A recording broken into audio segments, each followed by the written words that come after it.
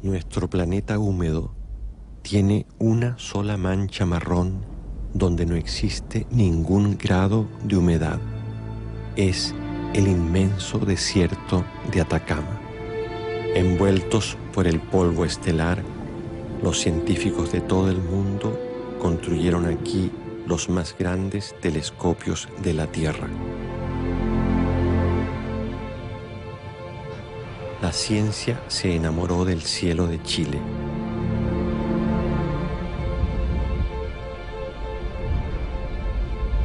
Al final eso es, digamos, encontrar el origen del ser humano, del planeta y del sistema solar. Entonces, el de dónde venimos es una pregunta muy fuerte.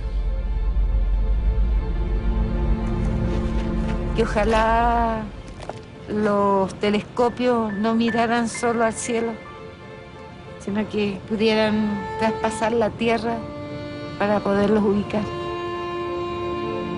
Durante 17 años, Pinochet asesinó y enterró los cuerpos de miles de prisioneros políticos. Las mujeres que buscan a sus muertos exigen respuesta de los que hicieron desaparecer a sus muertos. Los que tienen memoria son capaces de vivir en el frágil tiempo presente. Los que no la tienen no viven en ninguna parte.